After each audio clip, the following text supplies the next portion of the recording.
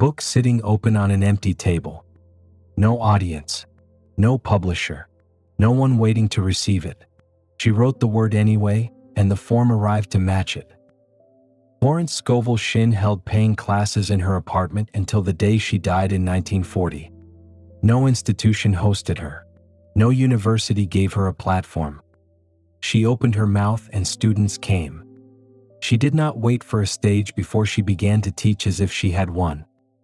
The stage arrived because she spoke. Most people spend their lives waiting for the conditions to be right before they open their mouth. They wait for the credential. They wait for the platform. They wait to feel ready. She never waited. She spoke the week she had 2 students. She spoke the week she had 20. The number in the room did not change what she said. She had already decided what the word was. The decision came first. The room came after. Most people speak after the fact. They say thank you when the money arrives. I believe it when the proof comes. I knew it would work after it works. The law does not work that way. Speaking after the result is acknowledgement.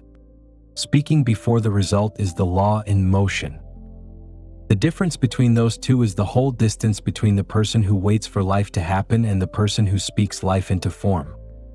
You already speak 100 words a day that shape what comes next. Every complaint is a word. Every excuse is a word. Every I can't is a word. The question is not whether you are speaking. You are.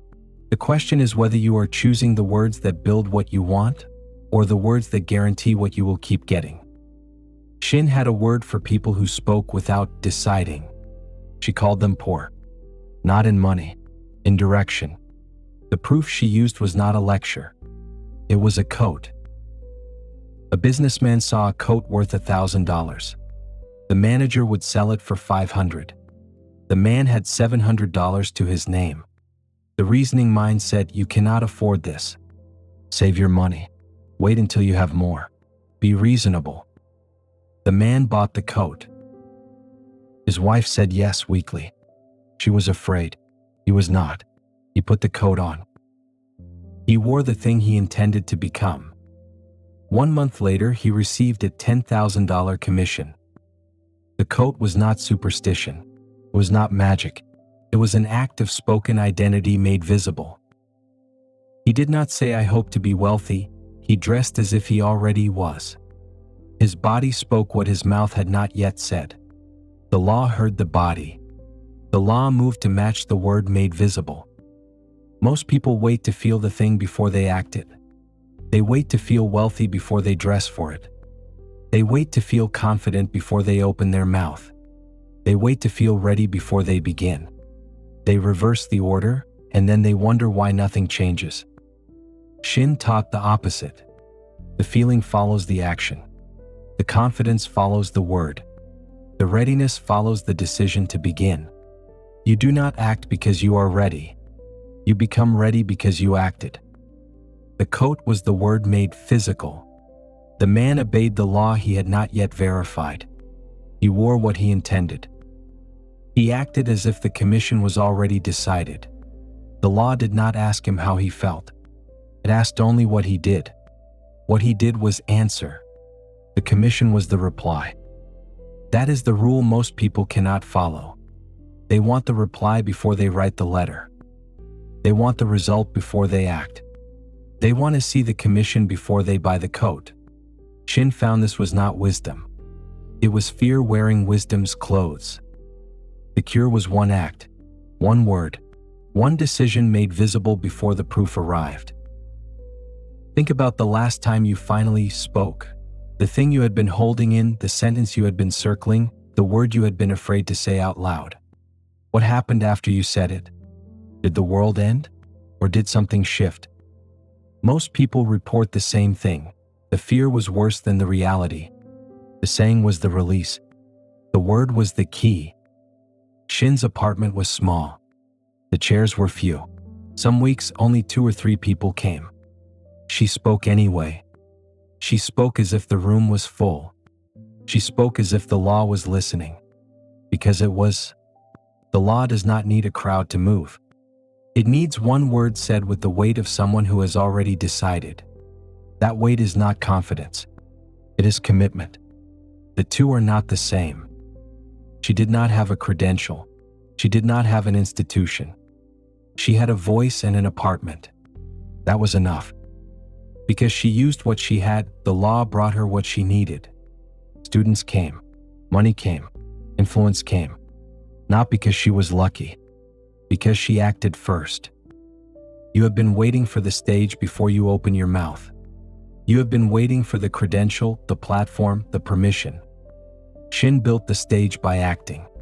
She did not wait for an invitation. She taught in her apartment to 2 or 3 people. The room filled because she spoke as if it was already full. That is the rule. Act as if. The law responds to the as if faster than it responds to the proof. The man with the coat did not wait to feel rich. He wore the coat. He acted as if. The law responded. Shinn did not wait for a full room. She taught as if it was full. The law responded. The pattern is the same. The rule does not change. The only variable is whether you will act before you have the proof. Most people want the law to work before they obey it. They want proof first.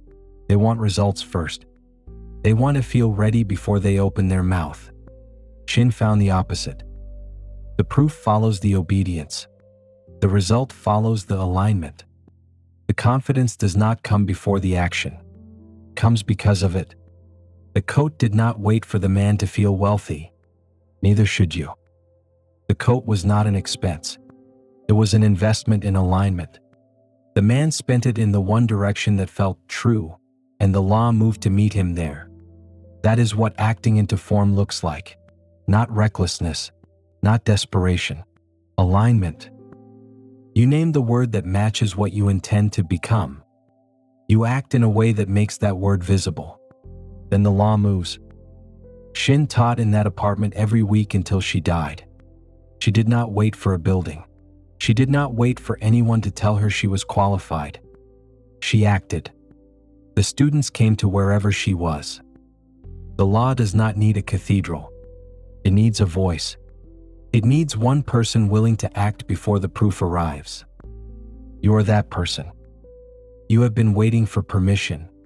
That permission was never theirs to give.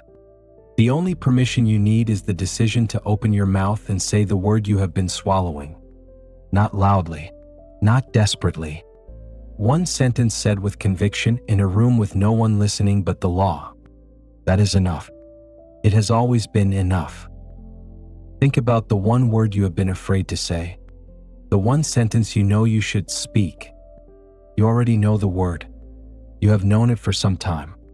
The question is not whether you know. The question is whether you will say it. The law does not wait for the right moment. It waits for the word. You already have the word.